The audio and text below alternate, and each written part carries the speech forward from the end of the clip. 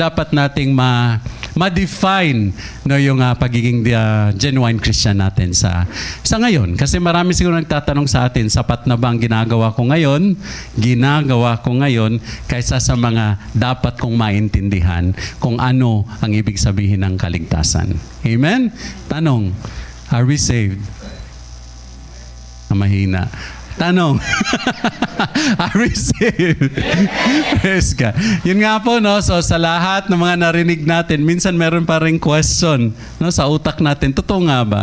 But Christians should be definitely confident no, sa posisyon natin bilang anak ng Diyos. As we are believers in the gospel of Christ, ay alam natin yung katayuan natin. At yan kasi ang gagawin natin na pagsasapamuhay para mas makita ng mga tao lahat ng mga natutunan natin at kung ano ang meron tayo sa puso natin, which is Jesus Christ. Amen? Praise God. So, isang masigabong palakpakan para kay Lord. Pampawala ng kaba. Okay. Amen. So, are we ready? Ready na po ba? Hindi ko pa tatagalin kasi 177 slides. Hindi po. Praise the Lord. Amen. Hindi ko alam kung saan ituturo o saan ano. Ay, saan doon? Ayun. Oo. Ay, kababa. Okay lang. Okay, sige. Kailan ko pa ng director ngayon kasi hindi ko pa alam. So, praise God, no? At natuwa ako, medyo katangkaran na lang ng ang TV. Okay. So, ito yung mga okay. Ito yung mga na-discuss na natin sa series natin for the past 2 weeks. Correct? At atin po itong napag-alaman, atin pong natutunan about the gospel. Getting the gospel right. Sino pong nagsabi nito? Nagbigay sa atin? Si Kuya Jess. And dito, no other gospel? Ate Ima. Amen po. Sana po napakinggan natin ng tama, napakinggan ng may talaga, conviction sa puso natin. Because it talks about the gospel. Sa umagang ito, we are going to...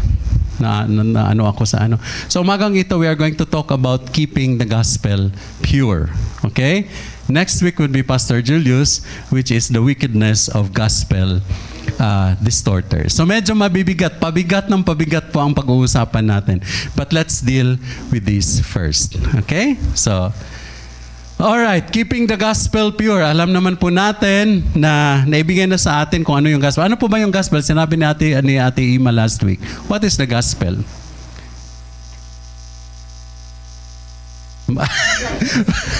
Magandang balita. Yes, so Tagalog, magandang balita. Pero ano ang magandang balita na naparating sa atin? Okay, it talks about what? The life, death, and resurrection of Christ. Okay, napaka-importante po na hindi natin makakalimutan ito. Simple lang, 3 bagay lang. Okay? Yung pangalan nga ng mga kasama natin, minsan 5, di ba? Maria, Eleanor, Santissima, Purissima.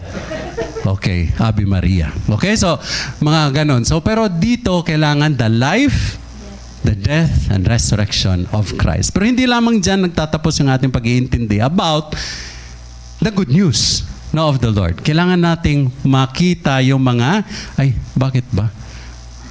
Alright, eto. Apostle Paul, who is the apostle, brings about the gospel to us, is a very important apostle talaga na kinumisyon ng Panginoon para ibigay sa atin yung magandang balita. Now, what is his purpose kung bakit naisulat ang epistle or letter to the Galatians? Gusto niyang makita at maibigay ang gospel crystal clear. Kailangan sobrang crystal clear na malalaman at matutukoy kung ano ang gospel. Kaya nagsulat siya sa Galatians. Bakit po siya nagsulat doon sa Galatians? Kasi marami po ang nagdi-distort ng gospel. Maraming mga pumapasok na mga maling balita. Okay?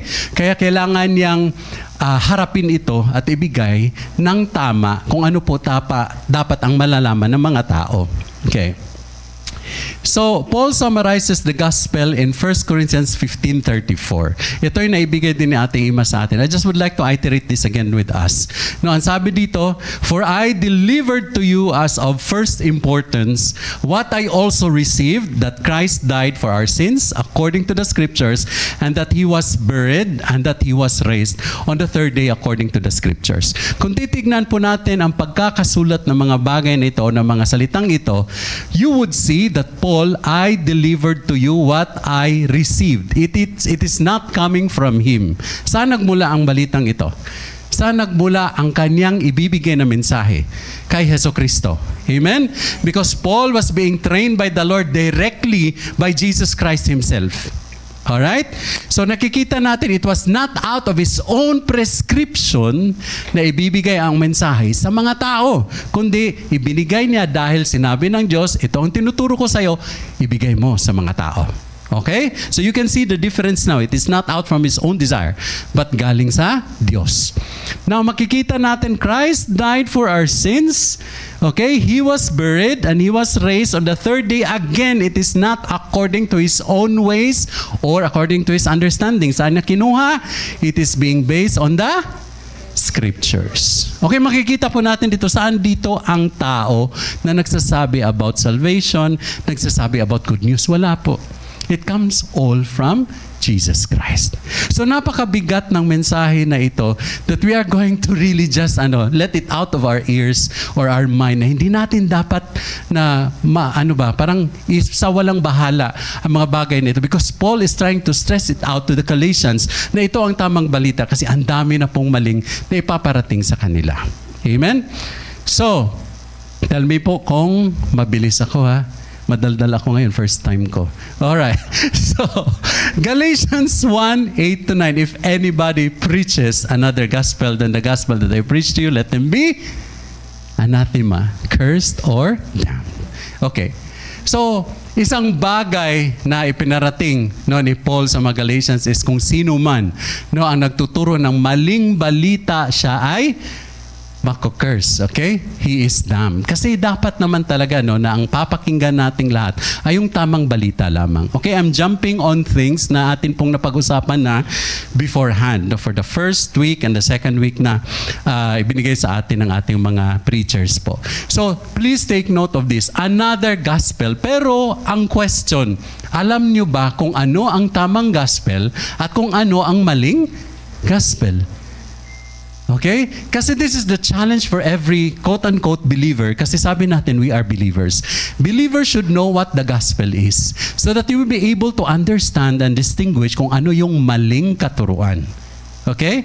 Kasi pag hindi natin nababasa yung tama, wala tayong alam sa tama, hindi natin madidistinguish kung ano ang mali. Okay? Then we are going to understand, get everything, absorb everything, accept everything, proclaim everything, which we don't know if they are right or wrong.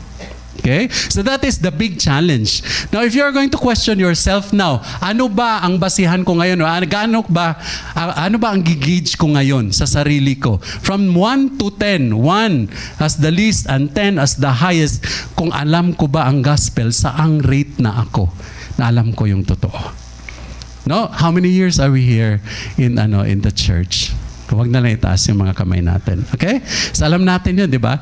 Yung mga Bible studies natin, yung pagbabasa natin, did it creep into our hearts, into our spirit, into our soul? Ito ba'y nagpabago sa atin, sa buhay natin? Alam ba natin ito? Kasi the only gospel that could change life is the true gospel. Okay? So, alright. Ito na. Alright, Galatians 2:5. So ito rin po ay isa sa mga bagay na ini-stress out ni Paul sa mga Galatians. No? Sabi nga, he wants to deliver the gospel crystal clear. Dito naman, sabi nga, mahirap kasi na kapag hindi natin naintindihan ang gospel, okay, walang pagkakataon na atin itong but we can bear it in our lives. Okay? Kailangang masiguro ni Paul sa bawat isa sa atin na ang gospel ay mananatili sa atin.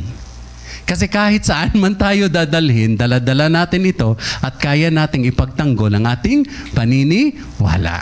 Kasi minsan pag nakausap na natin yung ibang mga nagsasabi ng magandang balita, you might as well be confused and then you start to meddle around. Okay? And you might start to what? Question your own faith. Kaya ngayon, Paul is there to be able to deliver the message crystal clear and it should remain in us. Bakit? Satan is working in our lives right now. Kung alam natin na kailangan nating tumayo sa tamang balita, si Satan din is trying to creep into this situation kasi gusto niyang mabulabog tayong lahat, to confuse all of us. Bakit? Kasi natatakot din siya na lahat tayo ay puro na naniniwala sa Diyos, wala na siyang kakampi. Okay? But the sad thing is this, hindi siya gumagalaw sa labas ng simbahan. Gumagalaw siya sa loob ng simbahan. Bakit? Because he distorts the gospel. Kaya maraming lumalabas na mga masamang balita, hindi tamang balita, corrupted forms of the gospel, corrupted forms of the doctrine. Lahat naman naririnig natin, pero tayo na walang alam ay we accept all of them. Kasi wala tayong alam. Then people also come, just like true preachers.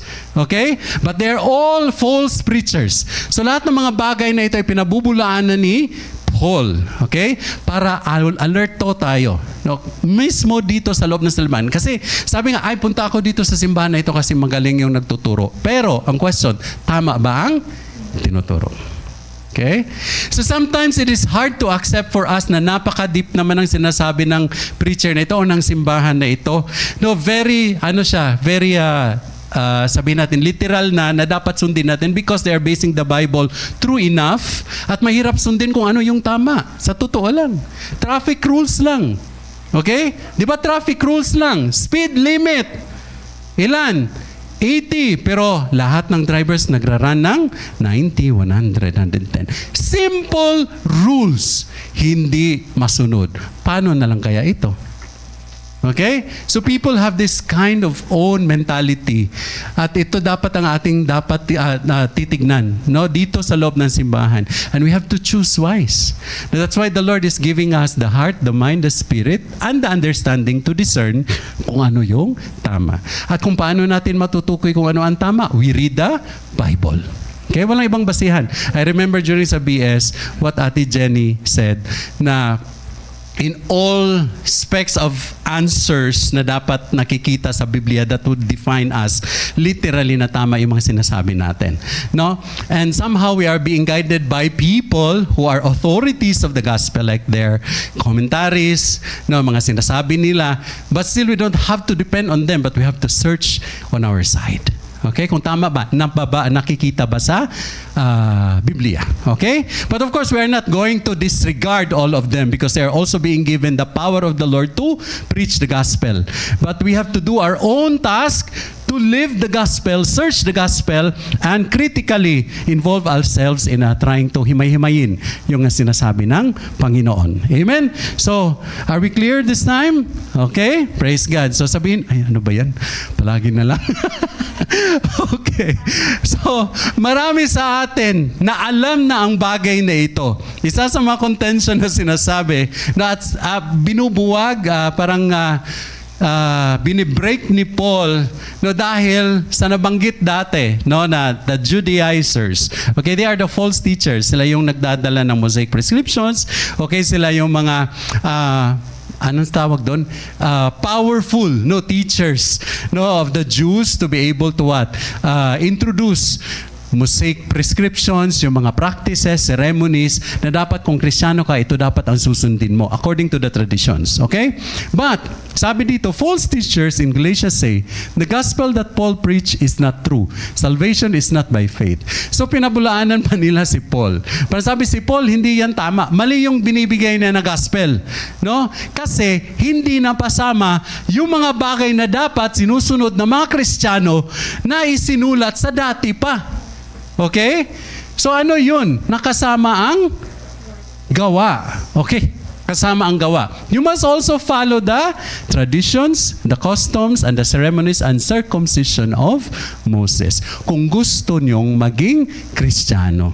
Okay, ito yung tinuturo nila, no, sa mga hintil, no, to the Gentiles. Okay, for all Gentiles na gusto maging Kristiyano, they have to follow Mosaic prescriptions. But then, if we are going to do that, salvation becomes faith plus works equals salvation. At yan ba ang tinuturo ng Diyos sa atin?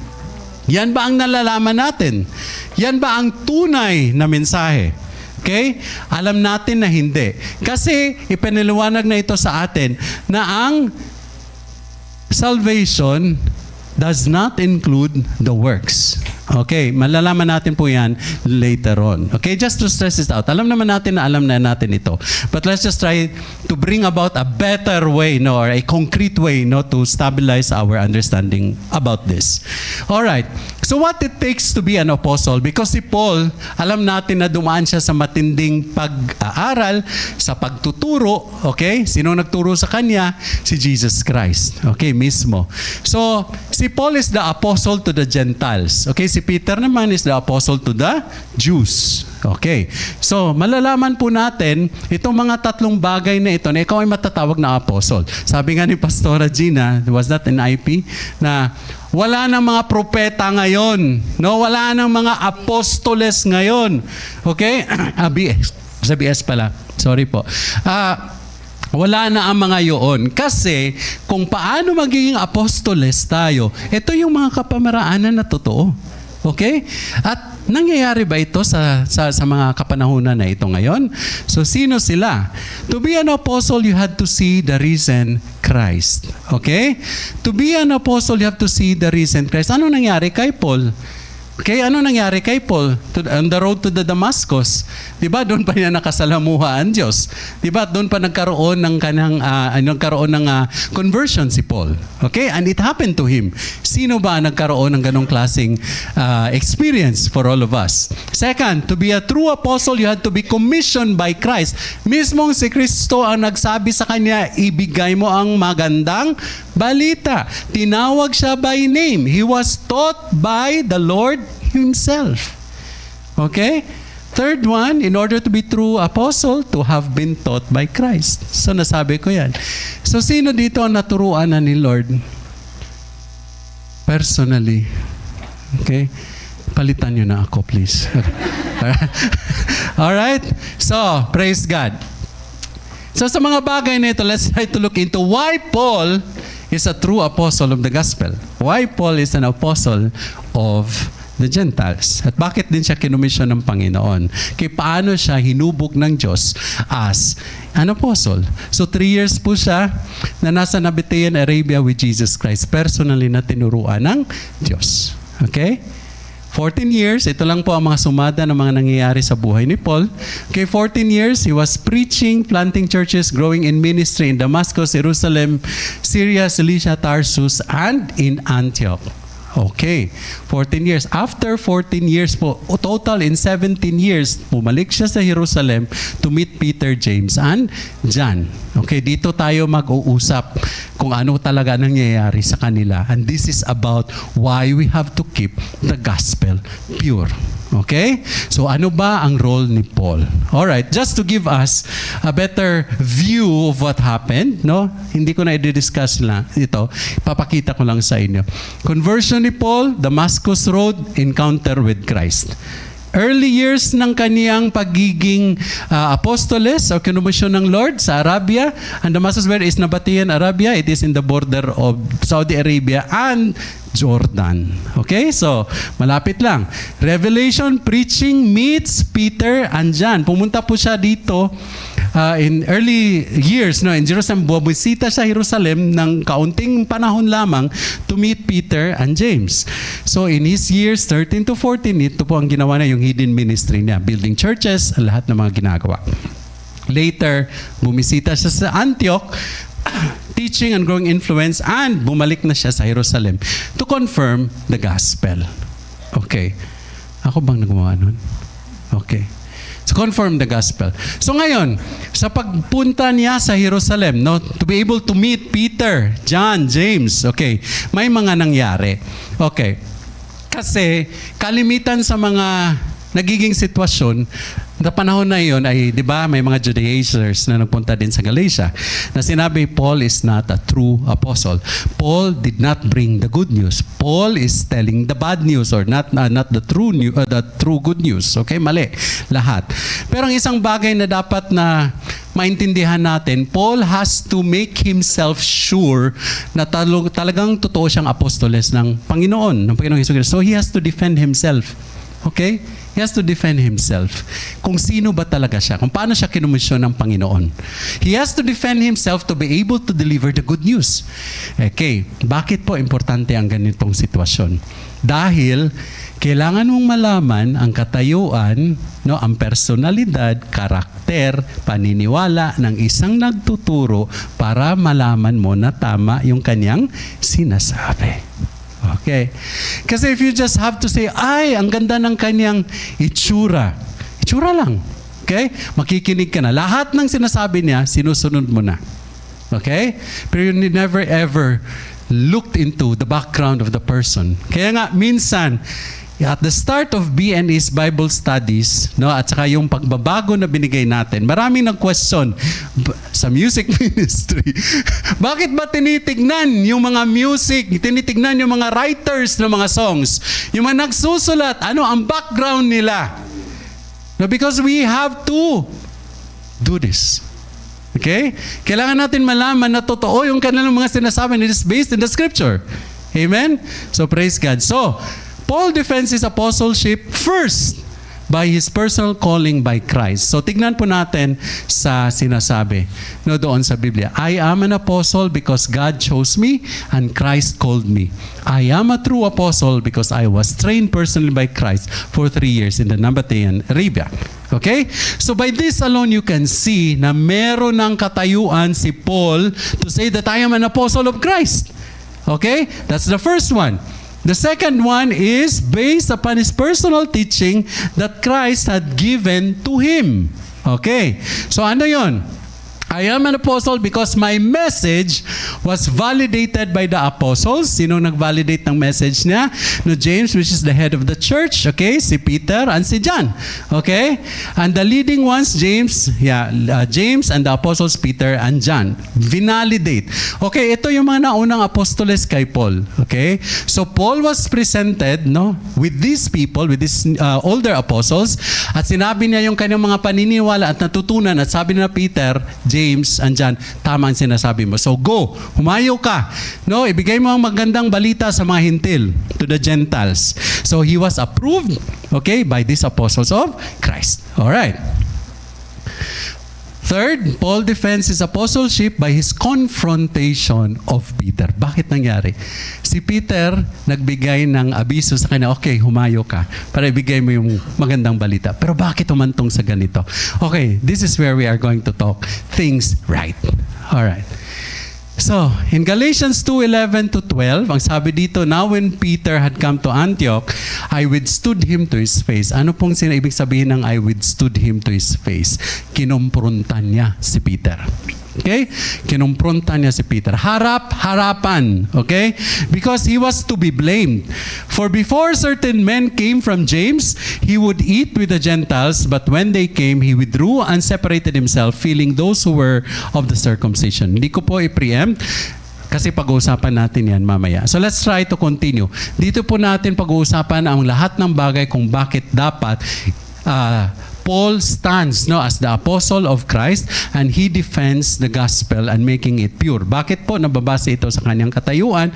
Nababase din po ito kung ano yung pinaniniwalaan, paano siya tinuruan ng ating Diyos. We are going to deal with this verse by verse para mas maintindihan. And ito, ginawa kong Tagalog, I'm trying my best. Okay? So, kasi first time kong ginawa na Tagalog ang gagamitin kong verses. But there are verses very important enough for me to say in English kasi mas maibibigay natin yung yung impact. Okay? So, sa Galatians 2 to 13, mga taga-Galatia pala yung nakasulat. Ang sabi, at gumaya naman sa kanya ang ibang mga kapatid doon na mga Hudyo, pati si Bernabe ay natangay ng kanilang pagkukunwari. Sino ang tinutukoy dito at gumaya naman sa kanya? Si Peter. Di ba remember in Antioch when Paul was there and Peter, James, visited him, kinumpronta ni Paul si Peter sa kanyang mga ginagawa. Bakit? Ano bang nangyari? Alright. Paul was the leading apostle to the Gentiles. Peter was the leading apostle to the Jews. Okay, ano ba ang ginawa ni Paul? Kinumpronta niya si Peter sa isang bagay, yung tinatawag nating pagiging ipokrito. Okay, bakit ipokrito ang natatawag kay Peter. Remember, parehas silang mga apostoles ng Lord, di ba? Nagbibigay ng magandang balita. No? Kinomisyon ng Lord to deliver the good news, yung gospel. Bakit niya ginawa ito? May bagay kasi na nangyari sa buhay ni Peter. Okay. There were people coming from the Judaizers, okay, na pumunta sa Antioch, okay? Pumunta sa Antioch at nalaman ito ni Peter. Itong mga taong ito ay napakatindi. No, i-discredit ka talaga nila. And remember, si Peter po ay nakikisalamuha na sa mga hintil. Okay? Nakikisalamuha na sa mga hintil, kumakain sa mga kasama mga hintil, gumagawa. Remember in Acts 10, no, with the in Acts 10 with the centurion ba yun? Okay, so Cornelius, kay Cornelius, di ba? Nagkita sila, no? Supposedly hindi dapat magsama ang mga Jews and Gentiles. Okay? At doon sa Acts 10 with Cornelius ay nakita natin na pinagtibay na ng Panginoon na wala nang Jews, wala nang Gentiles. Okay? Pero dito ang nangyari, since dumating yung mga tao, no, from the Judaizers part, na nagpaka, okay? They pretended to be coming from James, the group of James. Sabi na, galing kami kay James. Okay? At pinapunta kami dito para sabihin na ang tamang balita ay yun pa rin nagpre-prescribe sa Mosaic laws. Okay? Nakasama pa rin yung ceremonias, kasama pa rin yung mga circumcision, kasama pa rin yung mga feast, kasama pa rin yung lahat ng mga tradisyon na ginawa sa dati pa. Okay. Dahil makapangyarihan ng mga taong ito, ang ginawa ni Pedro ay lumayo siya sa mga hintil. Okay?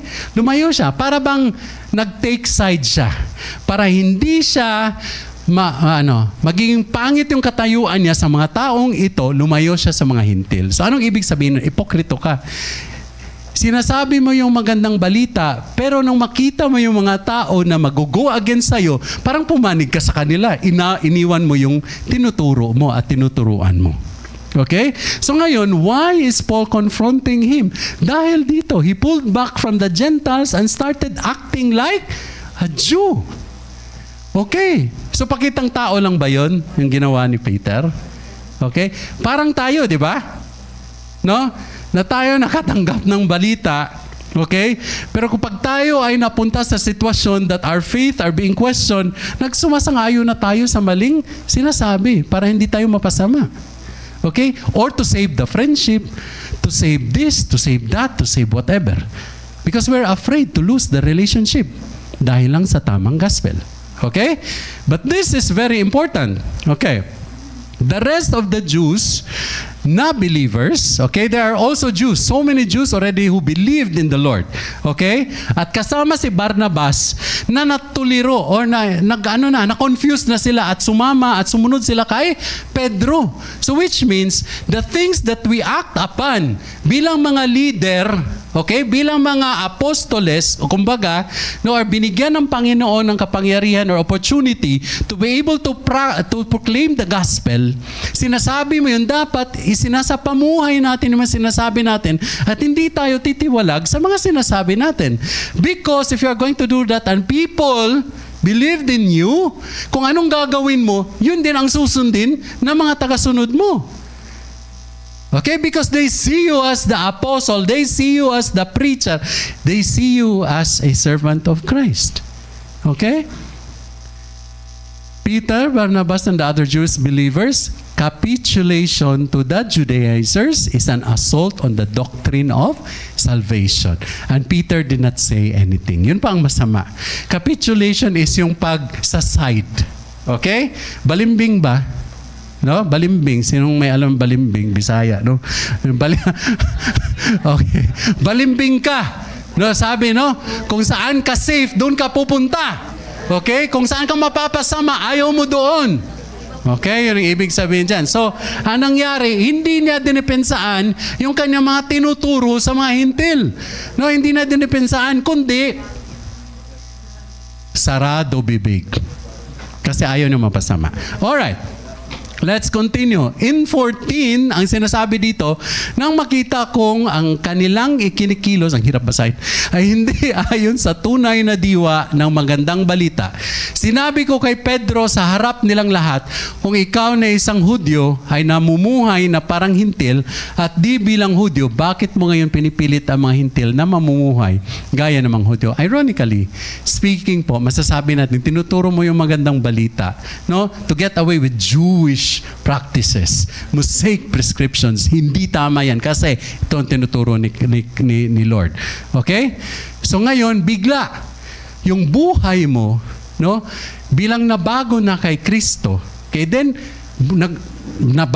balimbing ka or nag-take side ka ulit, okay, bakit mo tinuturo yung sinasabi mo, yung magandang balita, kung ikaw man lang mismo ay titiwalag? Kaya tinihikayat mo yung ibang mga tayo mga hintil, okay, na huwag magiging katulad ng mga Hudyo. Okay? So, hindi tama. Di ba? Hindi tama. Mahirap ang ganong sitwasyon. You have to stay where you are. Stand firm where you are. No, what you preach, you have to stand for it. You have to live with it. You have to what? Proclaim. Kung ano yung natutunan natin at pinaniniwalaan natin, huwag kang lumayo. Huwag kang tumiwalag. At kung meron mang panganib na darating sa buhay mo, stand firm. Because sabi nga, nandyan ang Diyos para tayo ay pagtibayin. Okay? So, hindi dapat. So, take note.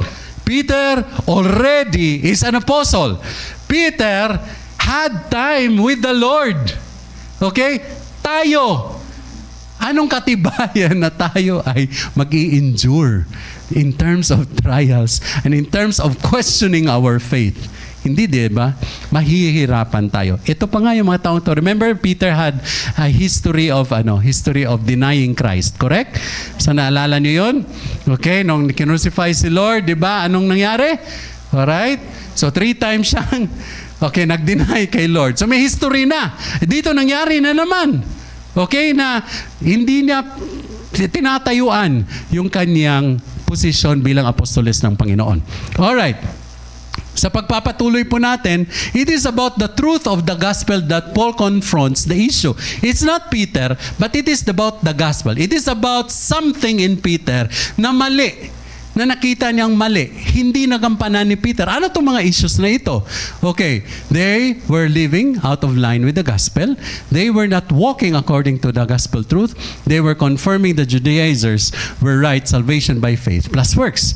Kasi nga, ang issue dito, sinasabi ng mga Judaizers o yung mga tao galing kay James, nagpretend na galing kay James, na dapat i-incorporate yung mga Mosaic prescriptions, circumcision, ceremonies, lahat ng mga bagay. Kasi hindi sapat ang paniniwala lamang kay Kristo. Okay? But tayo bilang nabago na kay Kristo, hindi natin kailangan yung works. Okay? Kasi wala naman tayong contribution sa salvation natin, di ba?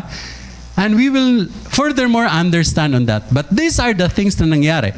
Kasi sinabi dito na si Pedro, though he was an apostle kasama yung mga Jewish believers, hindi nila pinagtibay yung kanilang buhay na patuloy na mamumuhay no, sa gabay ng Panginoon. Di ba? Hindi sila naging matuwid sa kanilang paglakad. Okay? Hindi sila naging matuwid sa kanilang paglakad no, kay Kristo. Kundi pakida-kida. Okay? Tayo ba? No, ano bang katayuan natin? Tuloy-tuloy ba? Matuwid ba yung paglakad natin? O hindi? He didn't deal honestly with the truth of the gospel. He altered people's perception of truth. Altered people's perception of truth. Anong ibig sabihin nun? Na-confuse na yung mga tao. Ano ba talaga? Yung tinuturo mo sa akin, hindi mo naman ginagawa. Yung tinuturo mo naman, natatakot kang panindigan. Okay? Bakit? Ano ba itong klaseng katayuan na ito ni Pedro? Yung behavior niya. Kaya minsan, ito yung bagay na dapat tignan natin sa bawat isa sa atin kung ano yung katayuan natin sa salita ng Panginoon. Okay? Kung tayo ba ay tuloy-tuloy, diretso yung paglakad, gabay ng kanyang salita. Alright. Question, how did Paul deal with this sa behavior ni Peter? Alright.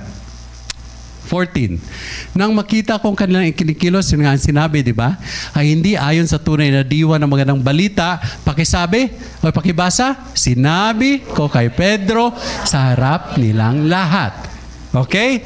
Sinabi ko kay Pedro sa harap nilang lahat. Now remember, Peter is a public figure of the Lord. Okay? So, meron siyang katayuan bilang preacher, meron siyang katayuan na kinumisyon ng Lord to be able to say the word of God. Okay? Yung gospel. So, ang matindi nito, hindi hinila ni Paul si Peter sa gilid. Halika nga. Ba't mo ginawa yan? No? Teka, dito tayo, baka marinig tayo. Close the door, please. Okay, dito ka ba? Hindi. Sa harap ng mga tao, sinabi niya at kinumpronta si Pedro. Okay? Bakit? Kasi si Pedro is a public figure of the Lord. Dapat din siyang i-correct para malaman ng mga tao na ang kanyang behavior at katayuan ay mali. Hindi ibig sabihin na apostoles siya ng Lord, mataas yung kanyang posisyon in the gospel, in the preaching of the gospel. Hindi na siya pwedeng magkamali at hindi pwedeng i-correct. Okay. Now take note, here dito din sa atin, sino man ang tatayo dito, sino man ang leader, sino man ang komisyon sa pananambahan, pag may makita tayong problema at mali, and it affects the whole congregation, we have all the right to confront publicly. Okay? But meron niyang kataga, publicly with love pa rin. Pag-uusapan natin mamaya. So, ang hirap ng katayuan ni Pedro, but Paul had to do this. Okay? Paul had to do this. Paul confronted Peter to his face and he does it in the presence of all people. Okay? Of all people. So, in Timothy 5:20, and sabi, those who are sinning rebuke in the presence of all, that the rest also may fear. Biblical po yan. Okay, hindi lang yan gawa-gawa natin, no? Parang modus operandi kung paano natin na i-deal ang mga bagay-bagay o ang problema. But it is written in Scripture that those who are sinning rebuke in the presence of all, that the rest also may fear. Sabi pa ni Augustine, it is not advantageous to correct in secret an error which occurred publicly. Okay? So medyo mas nakakatakot, di ba? Sino pong gustong tumayo pa dito? Kaya sino pang gusto maging servant of the Lord? Sino pang gustong magdala-dala ng magandang balita and proclaim it to your families? Mahirap, di ba? Mahirap. Pero bakit nandito tayo? Because alam natin, hindi naman tayo. Si Lord naman ang magbibigay sa atin ng kalakasan para magpatuloy. Amen? So, Paul's rebuke of Peter shows that no Christian leader, regardless of his stature, is beyond discipline by the body. Public sin demands public rebuke. Alright. His motive, ito kasi yung tinitignan din po natin eh. Kasi hindi naman ginawa yun ni Paul para ipahiya si Peter. No, hindi rin ginawa yun ni Paul para sabihin, I am better than you. Okay? What we are dealing here is who is the true apostle of Christ that brings about the true message to the people. Okay? Ang ating pinaninigan dito ay yung paniniwalaan kung sino ang tama. I-correct yung mali para magiging tama, para sabay-sabay tayo maging tama at mas malakas pa yung puwersa ng Diyos para mag-proclaim ng gospel ng Lord. It's not about putting somebody down. It's about somebody raising them up by correcting the wrongdoing or the sin. Okay? Kaya yung pag-confess natin, yung pag-correct sa atin ng mga leaders natin or sino man na ibinigay ng Panginoon to correct our behavior does not mean they hate you. Does not mean that they're against you, but they love you because they want to address one thing that is not good and it's wrong at gusto niyang mabago dahil he cares, she cares for your soul, for your spirit. Kaya tanggapin natin ito, maging masaya tayo. And for those who are being corrected, hindi tayo dapat na depensa agad. Makinig. Baka nga mali. Okay? So, to continue po, ito, sabihin natin, unless the public sin of a believer is dealt with publicly, people will think The church does not take sin seriously and therefore gives tacit approval of it. Kung hindi natin agad i-correct yung mga bagay na ituro na mali, pero inaakala na lang natin na mali, sumusunod na lang tayo, then everybody thinks it's approved. Okay, na tama to. So sige, sundin natin. Alright? So the church that does not discipline sinning members, including the most prominent members, this means the leaders, loses its credibility because it does not take seriously its own doctrine and standards. Kaya po napansin nyo sa ating panambahan, praise the Lord po, we're trying our very best po. Salamat sa mga pastors natin, sa mga leaders natin, sa mga servants natin na talagang nagsusunog ng kilay po talaga na alamin yung tama. No, mahirap po tumayo dito na sabihin natin yung salita ng Panginoon in all defense po dahil yung mga alam naman natin is kaunti lang. No? Kaunti lang. But we are trying our best to really yield to the gospel. At yun po ang inihimay-himay natin para ibigay sa inyo at maintindihan natin. Okay? So, hindi madali, mahirap talaga. But of course, this is serious. Okay? This is very serious. Alright. 15 to 16, kami pinanganak na Hudyo at hindi makasalanang hintil. Gayunman, alam naming ang tao ay pinapawalang sala. In English is justified. O pinapasawalang sala dahil sa pananampalataya kay Hesukristo at hindi dahil sa pagsunod sa kautusan. Okay.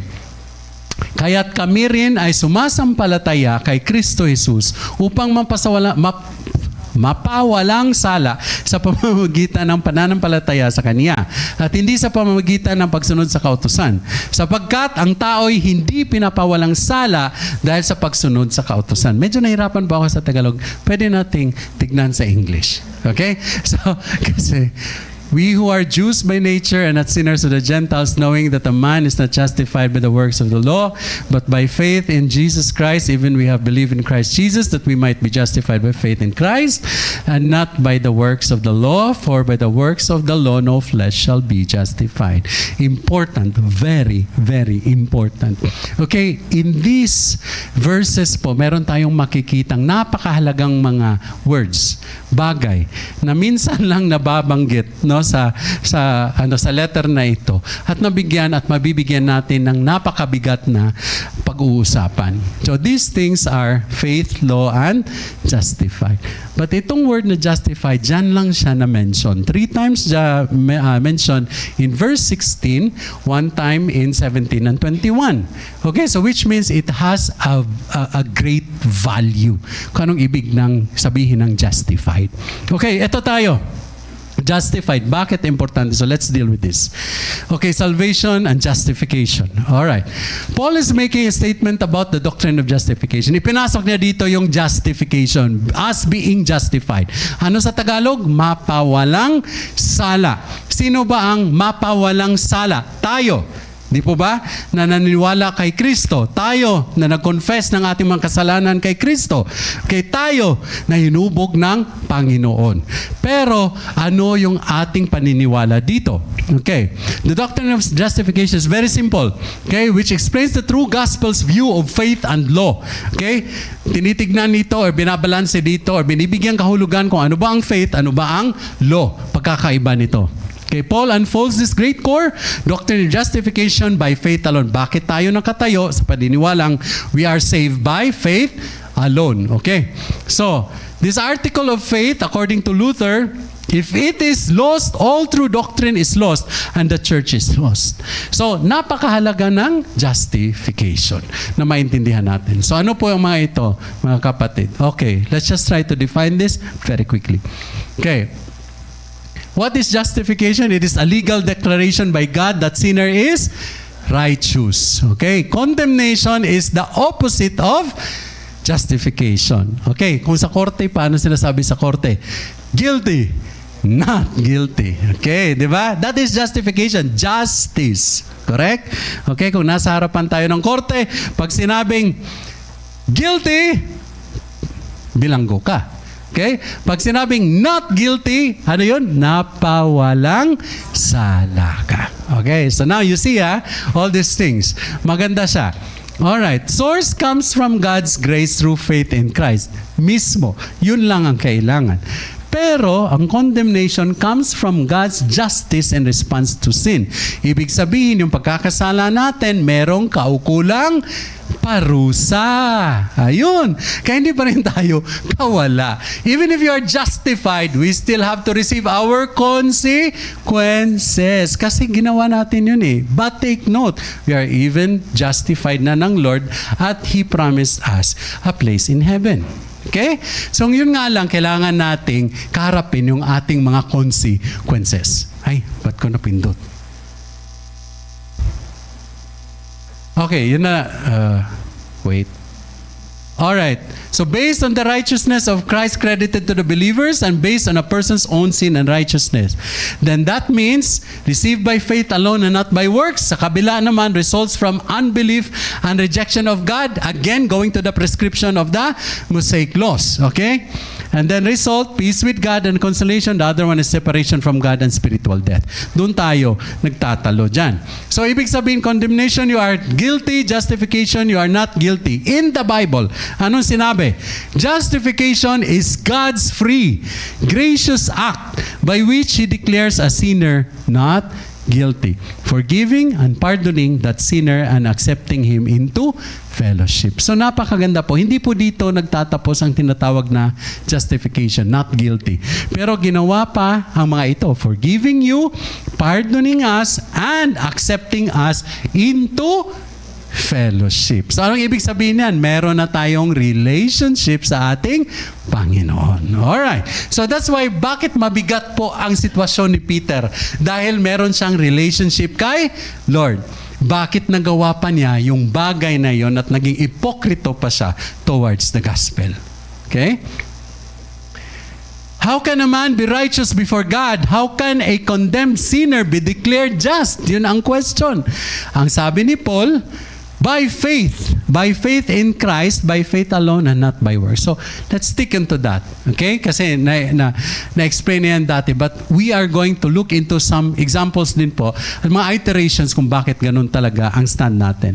So, this is the clear statement of justification by faith alone. Bakit po sa kanta kanina kinanta natin, it's only by Christ, through His death and resurrection. Okay. So doon lang, wala tayong contribution doon. Okay? So wala tayong ginawa. Kaya wala pong value yung works. Now let's see. Sabi nga nila, bakit kailangan nating mag-stand sa faith alone? Okay, bakit hindi kailangan ang mga prescriptions or yung mga seremonyas dati, traditions dati ng mga Hudyo? Okay? Ito sa mga Jews, sabi nila, lahat sila nag-prescribe sa law. Okay? Lahat naman ng ginagawa namin, we adhere to the law.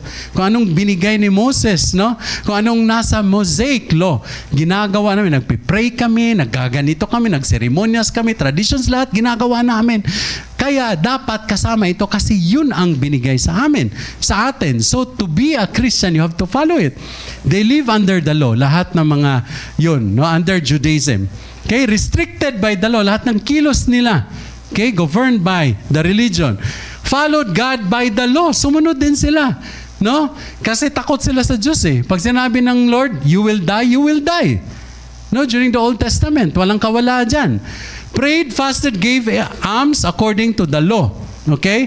Gentiles naman, sabi ng mga Jews, sila lahat, walang restraint. Galaw lang ng galaw, gawa lang ng gawa. Kahit anong gusto nila. Okay? Deities are wretched. Ang daming Diyos-Diyosan ng mga Gentiles. Kung ano ang pinaniniwalaan nila, doon sila sumasamba. Ito naman, they are immoral and they are all sinners. Bakit tayo susunod sa mga, bakit tayo papahalagahan sila? Dapat ito ang sunod. Kung gusto nila maging Kristiyano, they have to abide by the law. Okay? Pero ano ang natutunan natin in living under the law? Okay, we know that the law cannot change the heart. Do you agree? The law cannot change the heart. Ano po ang rason kung bakit may law? Question, bakit may law? Kahit ngayon, sabihin na, bakit may law? Kada bansa, kada ginagawa. Order, peace, and order. Para sa disiplina ng tao. Di ba? Para walang mamatay sa sakuna. Para magiyahan lang, magabayan. Okay? Pero ito ba'y nagpapabago ng puso? Hindi. Di ba? Minsan nga, kinukontra natin ang law. Dahil nakikita na natin ang law, sobra na. Mas lalo tayong naging agresibo. Di po ba? So the law is there just to control the behavior of people. But it does not change the heart. Okay? All the law did was to lead us to the condemnation and death, and the law pronounced condemnation. Yun lang talaga. Kasi ang law, kahit alam, kasi ang basihan ng law, ebidensya. Alam natin yan, di ba? Ebidensya. Kahit hindi ka guilty, pero may gumagawa ng false ebidensya sa'yo, guilty ka. Okay? So hindi mo alam yung katayuan mo bilang tao. No, kasi the law is supposed to be protecting you. But the law breaks you. Okay? The law condemns you. The law puts you into the prison. Okay? The law gives you a depressed personality. It's because hindi mo kayang sundin. Dahil pobre ka, wala tayong pera, wala tayong ganito, hindi natin kayang sagupain yung mga sinasabi ng mga mayayaman. And the law is being bought by these people, correct? Okay. Ayoko maging political. Okay. So let's continue po. So why go back to the law? Yan sabi. Pero I'm trying to iterate here about the Mosaic law. Okay? For us Christians na alam na natin that we live by faith. Okay? That by grace of the Lord we are saved. Okay? Babalik pa ba tayo doon sa law, number 1, kailangan mong magbigay ng ganito. Number 2, lahat ng law na yon, gusto niyo bang balikan para masabing Kristiyano kayo or saved kayo? Pero ang sinabi nga, ginawa na ni Kristo ang kanyang dapat na gawin para tayo ay masalba. Diba? He died for us. So, magiging walang kwenta yung mga bagay na yun na ginawa niya kung babalik tayo doon. Diba? Pero kung sino ang gustong bumalik doon, wala namang problema. But we are going to see you in hell.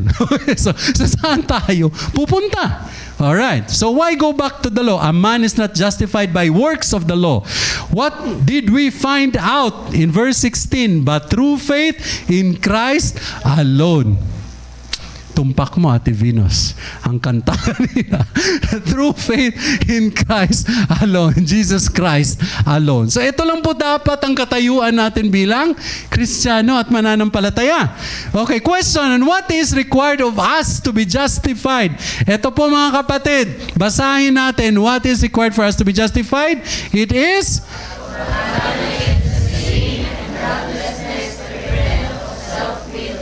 self-efforts and self-righteousness, and put our whole confidence in the work of our Lord Jesus. Amen. Klarong-klaro na dapat ito lang isa sa puso natin at susundin. Bakit? Kasi ang ibig sabihin ng sin is the violation of the law of before, and if you are going to prescribe to that law, then you sin and forget what Jesus Christ did for you. Okay? Entiendes? Okay? So, eto po, tignan natin. To acknowledge that sin, sino po bang may sabi dito na wala kayong kasalanan? Umalis na kayo. Okay? So, lahat tayo dito makasalanan, di ba? Lahat tayo dito makasalanan. Kahit ano pang katayuan natin, nagpo-proclaim ka pa ng gospel, ako may kasalanan din. Mga bagay, sabi nga ni Pastora Gina sa prayer kanina, Lord, forgive us all our sins. We have that time to confess our sins. Lahat tayo meron. But sa awa at gabay ng Panginoon, sa grasya niya, tayo ay nabibigyan ng pagpapatawad. Amen? So, mga kapatid, maganda ang balita para sa atin. Through faith into Jesus Christ. It is an act of deep commitment, which is running to Jesus as our refuge. Okay? Ang sarap po ng ganitong sitwasyon kung alam natin yung katayuan talaga natin bilang mananampalataya. And if I say, when we run to Christ as our refuge, we embrace the one who fully satisfied the law of God. Okay? And the one who bore the penalty for all our sins by the judicial act of God, because our sins were paid for in Christ. God declared us righteous by faith alone. Remember, no one is righteous. Our righteousness comes from Jesus Christ. Okay? Dahil sa ginawa niya. Walang matuwid sa lahat. Ang katuwiran, lahat ng katayuan natin bilang mananampalataya dahil ito sa ating Diyos na buhay. Okay? So, let's try to embrace all of this one. Walang lopo na makapagpapatibay na ikaw ay mapupunta sa langit. So, when the judge in the court tells you, not guilty, can he say, go to heaven? Hindi, di ba? Not guilty lang. Sabi, sige, mamuhay ka ng kung gusto mo. Yun lang. But there is no assurance kung saan ka pupunta. Afterlife. Okay? So, kaya po titignan natin ang mga bagay na ito. Remember Nicodemus? Okay? The high priest of the Pharisees. Okay? Siya yung tao na tinitingala, leader ng mga Pariseo. Okay? So he had an encounter with the Lord Jesus Christ. A Pharisee ruler of the Jews, elite leader of Jerusalem, extreme legalist, abider of the Mosaic prescriptions. Ito lahat sila, they abide in the law. Okay? But they actually would like to also make clear of anong sinasabi ni Jesus Christ in terms of justification and faith. Okay. Nicodemus sabi niya, how do I get into the kingdom of God? Take note, si Nicodemus is a high-level Pharisee, priest, kumbaga. Kaya so ibig sabihin nun, assured siya sa salvation niya. Authority siya about salvation, kumbaga, na masisave siya. Okay? Pero bakit pumasok sa isip niya? Tanungin ko nga si Jesus Christ, paano mapunta sa kingdom of heaven? So ibig sabihin, hindi niya sure sarili niya na siya ay ligtas. Correct? See? Take note. Go behind the lines, look into the backside of all of these people trying to pretend na sila ay okay, na sila ay nasa ganung position, but in literal things, wala pala. Meron din pala silang question. Kaya, take note mga kapatid, kanina when I said, and when I asked, sino ba ang saved? Mahina yung ating sasagutan. It's not to condemn. It's just trying to tell us honestly, meron pa rin tayong konting, anong tawag doon? Apprehension, no, sa katayuan natin. But again, the promise of the Lord is when you just continue to learn, read the Bible, ascribe to the Lord, abide, yield, then we will be assured of all of these things. Maging matapat lang tayo sa ating Panginoon. Alright. Rabbi, we know that you are a teacher, come from God. For no one can do these signs and you do unless God is with him. Jesus answered. Anong sagot ni Lord? Most assuredly, I say to you, unless one is born again, he cannot see the kingdom of God. So ano naman tanong ni Nicodemus, paano naman ako maborn again? Hindi naman ako pwedeng pumasok sa sinapupunan ng nanay ko para iluwal ulit. No, it is a very literal understanding. But the Lord, when He said, born again is us trying to remove ourselves from today and go back to zero and ascribe to the Lord. Okay? Sabi ni Kuno, bakit ko gagawin yun? Nandito na ako sa pedestal na ito. Iiwanan ko lahat ito para maging zero ako at magsisimula muli. No. I cannot do that. I am enjoying my position. So if I am going to relieve myself all of these things, then I am nothing. That's a wrong notion. Okay? But for us who believe in Jesus Christ, no, when we forget ourselves, dahil sabi nga, hindi na tayo, kundi si Jesus ang namumuhay sa buhay natin. And God is in control in our lives. If you believe in that, lahat po ng mga bagay na meron tayo, problema man o hindi, magiging tapat at matatag tayo sa Diyos. Hindi natin masasabi na, Lord, why nagkaganito ako? Alright. We may be justified by faith in Christ and not by the works of the law, since by works of the law, no flesh will be justified. Ito yung sinasabi, no flesh will be justified. Okay? So, ibig sabihin, no flesh, walang karampatang paggawa ang katumbas para ikaw ay maligtas. Okay? So, that's the literal understanding of that. Okay. 17, malapit na. Ngunit kung kaming nagsisikap na mapawalang sala sa pamamagitan ni Kristo ay matagpuang makasalanan pa, nangahulugan bang si Kristo ay tagapagtaguyod ng kasalanan? Hinding-hindi. Anong ibig sabihin nito? Meron ba akong English nito? Wala. Okay, I'll go back to that. Okay. Ang sinasabi dito, Kaming nagsisikap na mapasawalang sala sa pamamagitan ng Kristo. Okay, nangahulan bang si Kristo ay tagapag... Okay, alright. What does this mean?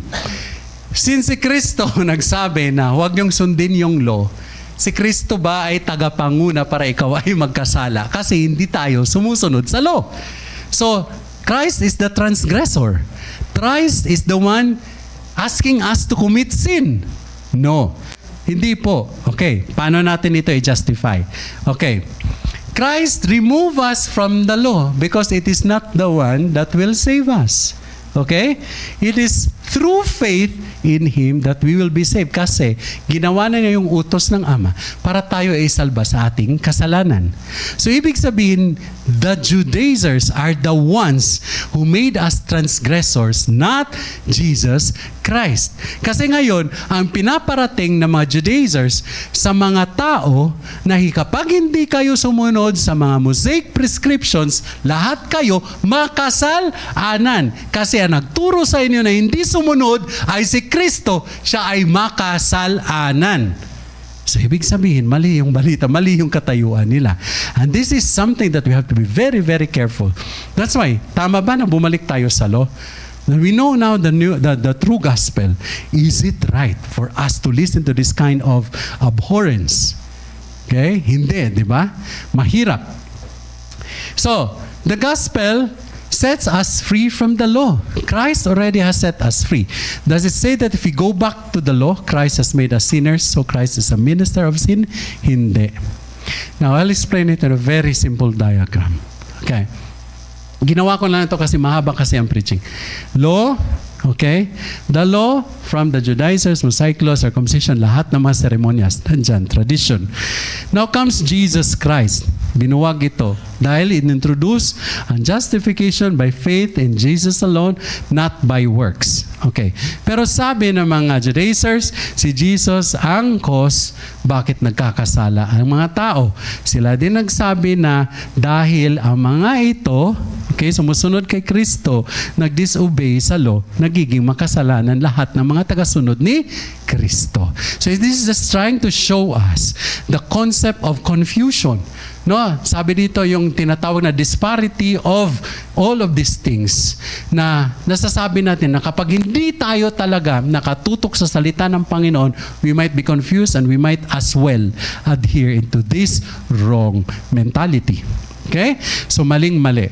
So mga kapatid, ibig sabihin dito, stand in Galatians 5:1-5 na sabi, stand fast therefore in the liberty by which Christ has made us free, and do not be entangled again with the yoke of bondage. That is scriptural. Okay? Scriptural. Indeed, I, sabi ni Paul, say to you that if you become circumcised, Christ will profit you nothing. And I testify again to every man who becomes circumcised that he is a debtor to keep the whole law. Okay? You have become estranged from Christ. You who attempt to be justified by law, you have fallen from grace. For we through the Spirit eagerly wait for the hope of righteousness by faith. Okay, scriptural lahat yan. Kaya hindi po gawa-gawa ng tao. Pero dun sa mga napag-usapan by the Judaizers, they are trying to distort the law to make us believe that it is the law. It is the scripture. It is the prescription of Christ. But it is not. Okay? So, kailangan nating magbasa para malalaman natin, matutukoy yung tama. Okay. Alright, 18. 3 more.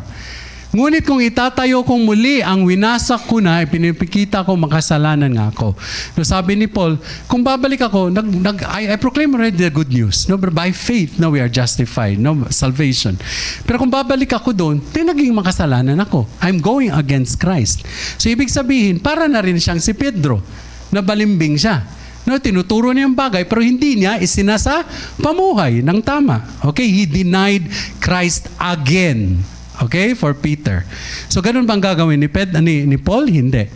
Instead of committing sin by abandoning the law for grace, you become a sinner by returning to the law which you abandon. Bakit ayaw ni Paul na bumalik sa law? Dahil, okay, in 19, ito yung sinasabi. Pakibasa nga, ayaw niyang bumalik dahil ako'y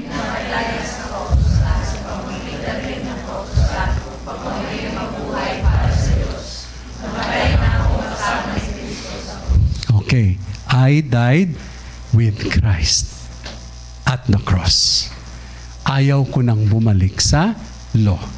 Okay, we'll make it more clear later. At salvation, the time that I believe in Christ, I died to the law. So lahat tayo, when we say I believe in the Lord and said na, Lord, I surrender my life to you. Okay? Lord, na ako'y para sa iyo. Huwag bukang bibig. But understand the scripture that once you said, dahil it's the Lord's grace that make you said this, no? It's not by you as well. No, kailangan nating maintindihan na ito ay tama at isa sa pamuhay natin ng totoo and stand firm. Okay? Doon talaga masusukat ang paniniwala ng bawat isa. So, as Christians, how do you define your life now? How do you define today your life? Sa nakita at nalalaman natin, no, na we died with Christ. We don't ascribe to the Mosaic laws anymore. We live by faith. Okay? We are saved by faith through the grace of God. We don't define our lives by relationship to the law, but we define it by the relationship with Jesus Christ. Okay? So sino may relationship with the Lord? Now, what does it mean, relationship?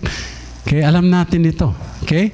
Because if may relationship ka sa isang tao, you make that relationship work.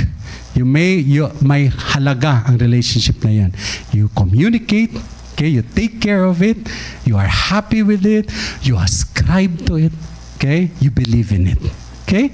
So, we have a new master, Jesus Christ. Is Christ your new master? Okay? And we obey Him out of love. Okay. Not the law out of fear. Yun kasi sa atin eh. Kapag law, ang nananaig sa puso natin ay takot.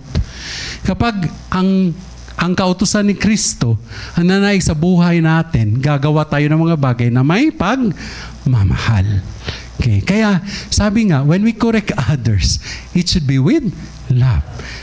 Paul corrected Paul with love, but it is a strong correction so that he can be kicked out of the sin that he was doing. Kasi pag hindi niya talaga patirin ng malakas, hindi makikinig si Pedro. Okay?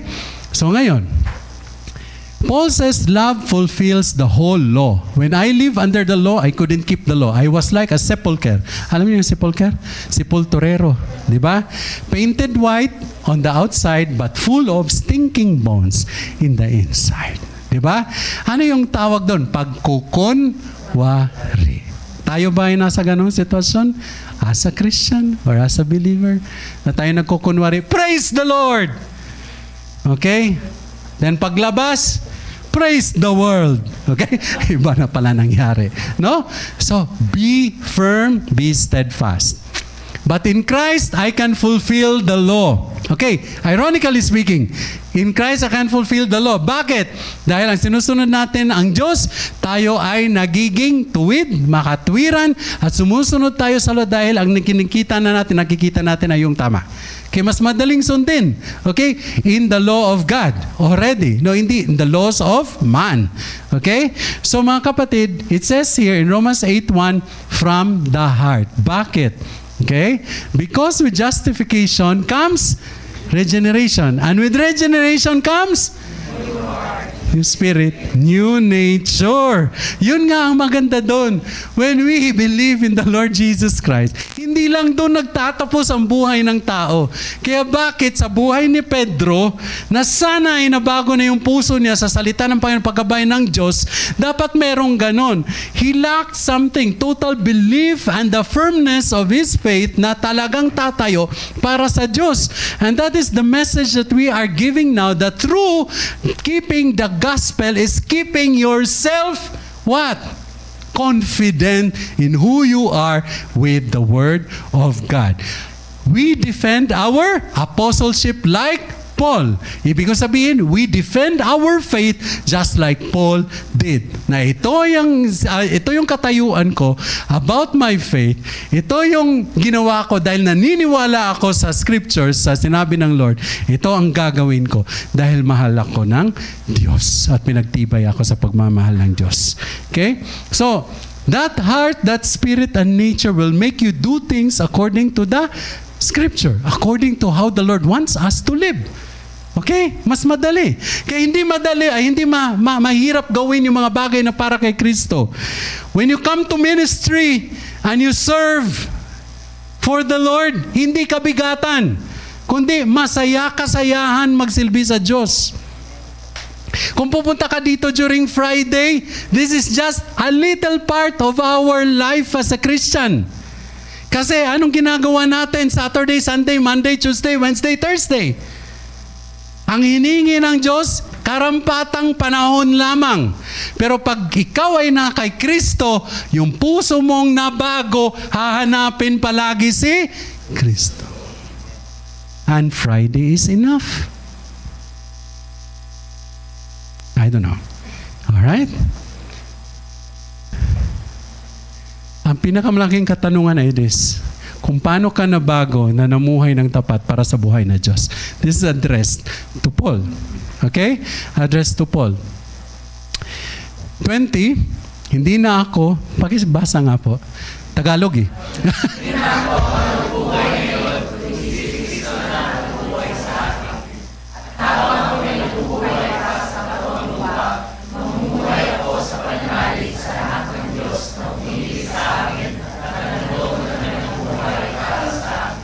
Alright. Let's try to do it when I made this slide, naiyak ako nung ginawa ko to. Kasi I made it more personal. Dahil sabi nga, bago na yung puso ko, bago na yung nature ko, bago na ako kay Lord. Pero bakit iba yung dating ng ginawa kong personal? And let us all stand. Can we all stand and read this and put I in all these blanks and say it prayerfully? To say it prayerfully. Kung bakit dapat tayong tumayo kung ano tayo ngayon sa paggabay ng ating Diyos. Amen? Let's do it prayerfully. Let's start. I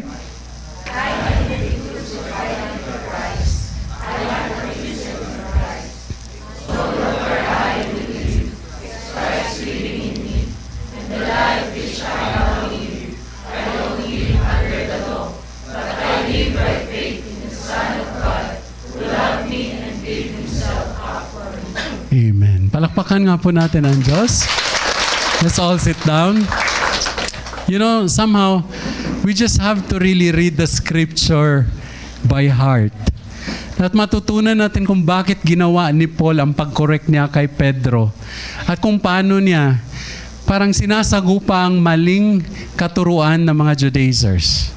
It's because it's not about being high in the sense na apostoles siya ng Diyos. But it is because He has that heart to also make us experience the conversion that we need because of Christ. Okay? Hindi po ito salita lamang, kundi ito ay magandang balita. Kung magandang balita, we should be happy about this. And getting it into the personal sense, masasabi mo, this is the description of a true Christian. Ito yung totoong Kristiyano. Ito ba tayo? Okay? Ito na nga ba tayo? Okay? So kung hindi pa, siguro balikan natin ito tonight in our prayer. And let's try to discover, screen, evaluate, review ourselves and our spiritual upbringing. Kung ito na ba yung katanuyuan natin? If we are not, we're like Peter. Okay? Peter denied the Lord 3 times. And then he denied the Lord in this way. Balimbing, behavior is not right. Sarado ang bibig, ayaw magsalita para sa Diyos. Let's go back to this in our prayer. So mga kapatid, Paul says, I live in love for the Savior who loved me. Gave Himself up for me and I live in complete trust in Him. And out of that trust comes loving obedience. Okay, one of the greatest attribute of a Christian is not just obedience, but loving obedience. Kasi may iba lang nasusunod, pero ang daming tatatatatat. Pinakitang sumunod, pero nagsasalita against it. But loving obedience is your yielding because you love to obey the Lord. Okay? So ganito ang karakter ng isang tao. We are crucified with Christ. Jesus died, I died to my flesh. Okay? When Jesus died, I died to my flesh. Jesus is already the one who controls me. He is my master. The reason God can justify the one who has faith in Jesus is because Jesus paid in full the penalty for that believer sinner. Who is that sinner? Tayo. Believer sins, our sins, okay? Jesus fully paid on the cross. 20, it tells us that we are baptized, immersed His death, okay? Immersed into His resurrection and walk in the newness of life. He that is joined to the Lord is one spirit with Him. Yun ang yun ang sinabi the last two preaching. Na tayo ay nasa kay Kristo. Huwag nating ipagsawalang bahala yung buhay, pagkamatay, at yung pagkabuhay ng ating Diyos. Dahil yun ang totoong buhay ng isang Kristiyano. Okay? If we only stop at the life of Christ and misses the death and resurrection, you're incomplete. You only ascribe to the life and the death of Jesus Christ, kulang pa din. But if you go through until the resurrection of Christ, then you have this. And newness of life means not you, but Christ. Okay? So, 21, last verse. Hindi ko maaaring tanggihan ang kagandahang loob ng Diyos kung ang tao ay mapapawalang sala sa pamamagitan ng kautusan.